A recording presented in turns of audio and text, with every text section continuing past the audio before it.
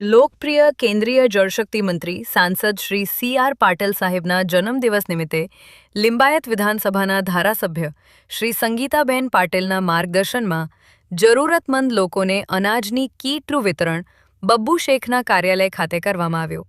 સુરત લિંબાયત લાલ building ખાતે કેન્દ્રીય જળશક્તિ મંત્રી સી.આર. પાટીલમાં જન્મદિવસ નિમિત્તે ભૂતપૂર્વ ભાજપ લઘુમતી મોરચા મહામંત્રી બબ્બુ શેખ દ્વારા ગરીબ પરિવારોને કીટ વિતરણ લિંબાયત ધારાસભ્ય સંગીતાબેન પાટીલના હસ્તકે કરવામાં આવી હતી. આ કીટ વિતરણમાં મોટી સંખ્યામાં ગરીબ પરિવારોએ લાભ લીધો હતો. સામાજિક કાર્યકર્તા બબ્બુ શેખ દ્વારા આ વિસ્તારમાં અવારનવાર ગરીબ અને લાચાર લોકોની મદદ કરે છે. 500થી વધુ કીટોનું વિતરણ કરાયો હતો અને આવનારા દિવસોમાં અલગ અલગ વિસ્તારોમાં વધુ કીટો ગરીબ અને જરૂરિયાતમંદ પરિવારોને વિતરણ કરાશે. રિપોર્ટ પ્રણામ સંદેશ ન્યૂઝ સુરત. મારું નામ બબ્બુ શેખ.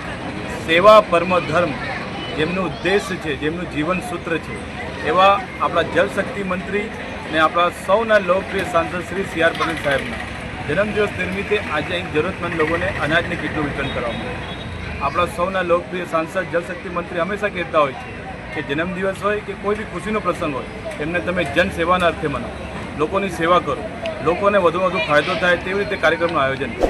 લિંબાયત વિધાનસભાના ધારાસભ્ય શ્રીમતી સંગીતાબેન પાટીલના સૂચનથી આજે લિંબાયત વિસ્તારની અંદર જરૂરતમંદ લોકોને લોકપ્રિય સાંસદ સી.આર. પાટીલના જન્મદિવસ નિમિત્તે અનાજની કીટનું ખૂબ મોટા પાયે વિતરણ કરવામાં આવ્યું. કેટલી કીટ વાંટવામાં આવી? અંદાજિત 500થી 700 લોકોને આ કીટનું વિતરણ કરવામાં આવ્યું છે અને હજુ બી આ કાર્યક્રમ ચાલુ રહેશે.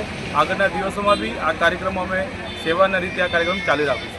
કીટમાં શું આપવામાં આવ્યું? કીટની અંદર જીવન જરૂરિયાત વસ્તુ મૂકવામાં આવી હતી. ખાસ કરીને રમજાન માસને ધ્યાન રાખીને એની અંદર રૂહ અફઝાની બોટલ, શરબતની બોટલ, શક્કર, ચાવલ, ઘઉં ને બીજી દાળ જેવી જીવન જરૂરિયાત ચીજો મૂકવામાં આવી.